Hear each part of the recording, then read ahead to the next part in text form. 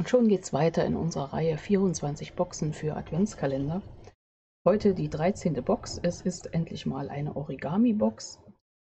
Sieht ziemlich raffiniert aus, ist total einfach, wobei das Einfachste dran das Falten ist, das Zusammenstecken kriegen wir auch einfach hin. Und ich zeige heute mal so eine schnelle Idee, weil schon mal jemand gefragt hat, wie hängen wir denn sowas am besten auf.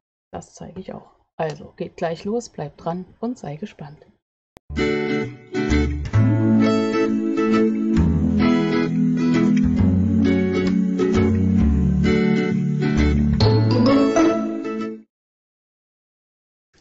Hallo und herzlich willkommen in meiner Kreativwerkstatt. Schön, dass du dabei bist. Ich bin Angela von der Stempelfamilie und ich zeige in den letzten Wochen insgesamt 24 Boxen. Nummer 12 haben wir schon. Alles für einen Adventskalender, den du entweder mit einer Box 24 Mal oder 24 verschiedenen Boxen nachbasteln kannst. Heute gibt es die 13. Box. Es ist wieder eine Dreiecksbox. Das Ganze mal im Origami-Style. Ich mache das mal hier ab, das zeige ich zum Schluss. Ja, ist total einfach. Wir hatten ja von Anfang an, war ja mein Plan zu sagen, wir machen mit einer Packung Designerpapier in 12 x 12 Inch. Das sind 30,5 x 30,5 cm. 12 Blatt sind drinne. Wir machen daraus einen kompletten Adventskalender. Eigentlich ist der Plan, dass du jede Box einzeln, also eine davon, die du dir dann als schönste auswählst, 24 Mal basteln könntest. Baxeln ist auch ein schönes Wort. Das ginge bei dieser Box nicht. Wir hatten schon mal so eine, da ging das auch nicht. Bei dieser müsstest du variieren, weil du brauchst 3/4 eines Designerpapierblattes und dann kommt die Adventskalender, Bastel, Mathematik. Dann wissen wir, das geht nicht. Mit der Hälfte wird es gehen, aber mit 3/4 geht es nicht. Nur mal so am Rande, aber du kannst ja auch verschiedene Boxen basteln aus dem Paket. Ich möchte die Box aber unbedingt zeigen. Du brauchst 3 Stück Farbkarton in dem Fall. Ich würde auch Farbkarton nehmen, weil du möchtest falten und da darf das Papier nicht zu dick sein, je nachdem wie viele Schichten übereinander liegen, umso anstrengend wird das. Also 3 Stück. Ich habe jetzt im Maße 6 x 6 Inch, das sind 15,2 x 15,2 cm.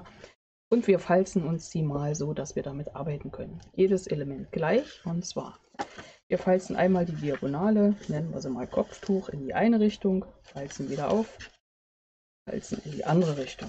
Dann nehmen wir unser Falzbein, ziehen das schön nach, falten das in diese eine Richtung wieder zusammen, also so ein halbes Blatt. Und diese Linie in der Mitte legen wir auch mal so und falzen sie auch nochmal richtig nach. Und jetzt nehmen wir die Spitzen von der Seite und falzen sie oben an die Spitze. 1 und Nummer 2. Mehr zu falzen gibt es nicht, aber das Ganze 3 Mal. Wiederholen wir ganz schnell. Zweite Blatt, einmal so. So, wieder aufeinander, die Spitzen der mittigen Spitze und fertig. Falzlinien nachziehen, möglichst alle. So, und das dritte Blatt, das gleiche, einmal Kopftuch, 90 Grad drehen, nochmal Kopftuch, die Spitzen von der Seite oben an die Spitze beide und wieder alles zusammenziehen. So, jetzt wird gesteckt. Es ist leichter als du denkst, aber manchmal kann es auch schwierig sein. Ich hatte es eben wieder, ich habe das vor ein paar Wochen gemacht und ausprobiert und jetzt weiß ich wieder, wie es geht. So, und zwar, also wir nehmen das, wir haben hier Dreiecke und Vierecke. Und wir merken uns, 2 Dreiecke ergeben ein Viereck, logisch. Und so stecken wir das auch. Wir haben hier ein geschlossenes Viereck, doppelschichtig. Machen wir hier ein bisschen das Maul auf und nehmen jetzt ein zweiteiliges Viereck, sprich diese beiden seitlichen Dreiecke, und schieben sie hier rein und drücken das Ganze zusammen. Jetzt haben wir wieder gegenüberliegend ein Viereck und ein Viereck aus 2 Teilen. Und dann nehmen wir das dritte Teil und das heißt, zu einem Viereck aus 2 Teilen muss ein geschlossenes Viereck und andersrum eben auch. Und wenn wir das so rumlegen und nicht so rum, dann wird es klappen. Okay, und da haben wir hier wieder dieses Thema von wegen, macht das Maul auf.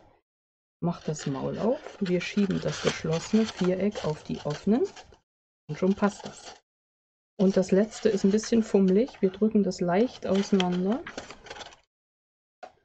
was der Vorführeffekt macht. Nehmen hier die Beinchen und schieben sie von der Seite her rein. Nummer 1 und Nummer 2. Und jetzt wird nur noch alles schön zusammengemüddelt. Zusammengemüddelt ist natürlich kein Wort. Schön zusammengedrückt. Und du siehst, so einfach ist das. Und weil es so leicht ist, nehme ich das nochmal auseinander und wir machen das nochmal. So kurzes Video geht ja nur wirklich nicht. Wir werden ja schon fertig. Also, wir ziehen da hier vorsichtig Beinchen raus und da ist es. Du siehst, es passt auch einiges rein und das machen wir nochmal. Wir merken uns nochmal unsere Mathematik. Geschlossenes Viereck, offenes Viereck, zweiteilig. Gegenseitig übereinander. Also hier das geschlossene Viereck. Mach das Maul auf und wir schieben es auf die zwei Dreiecke, die zusammen ein Viereck ergeben. Wunderbar. Das Ganze gegenüberliegend, geschlossen, offen. Heißt, auf die offene Seite kommt das nächste geschlossene. Und die letzten Beinchen hier müssen hier wieder in das geschlossene. Zwei Beinchen, die zusammen das ja ein Viereck ergeben, werden hier seitlich in das geschlossene geschoben. Dazwischen, hier hat sich einer verlaufen, siehst du? Dazwischen, ich sag noch dazwischen und es verläuft sich. Hier rein. Und dann alles schön zusammendrücken. So, nur hat letztens ja mal jemand gefragt. Sitzt alles? Es sitzt alles, es sitzt alles. Perfekt, da sind sie. Liegend sehen sie super aus. Ich weiß nicht, ob man eine Anleitung dazu gibt, wie es geöffnet wird. Oder einfach hier sagen, Beinchen rausziehen, kann man heranschreiben. Jetzt kommt mal die Sache, wie hängen wir sowas aus? Ich habe ja gesagt, ich zeige das alles zum Schluss mit Dekoration und hast du nicht gesehen. Aber jetzt dachte ich, hier muss ich mal zwischendurch was zeigen. Kannst dich an Scooby-Doo erinnern? Okay, das ist mein Stichwort. Ich habe hier mit zwei Fäden einen Scooby-Doo-Anfang gemacht, dass es unten wie so eine Troddel aussieht. Und dann mal diese Scooby-Doo-Runde gesetzt. Du weißt ja, ich mache das jetzt nur schnell, weil ich zeige das alles nochmal ausführlich. Setze hier so eine Runde, ziehe alle 4 Seiten gleichzeitig. Freue mich, dass ich es noch kann. Und jetzt ist die Idee, ich setze es hier unten ran, spanne die Beinchen nach oben, die 4 Fädchen. Ist nur im ersten Moment etwas tricky. Halte es hier oben fest, fasse es zusammen, setze hier unten praktisch den Knoten mittig.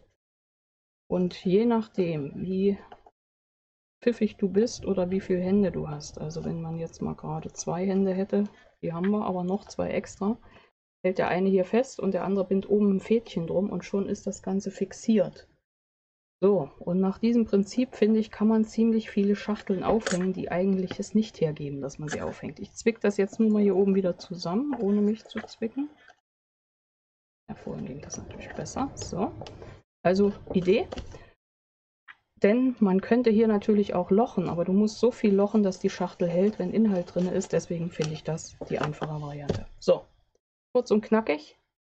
Aber trotzdem, denke ich, kannst du gut nachbasteln. Das war heute meine 13. Schachtel, eine Origami-Dreieckschachtel. Falls dir das Projekt gefallen hat, gib mir doch gern einen Daumen hoch. Abonniere meinen Kanal, wenn du es noch nicht gemacht hast. Hier gibt es noch 11 weitere Schachteln und 13 haben wir schon. Schau gleich mal in die Playliste, die ich dir hier verlinkt habe. Und ganz neu, jetzt gibt es ein Gewinnspiel. Kommentiere einfach unter einer dieser Anleitungen und schon bist du im Lostopf.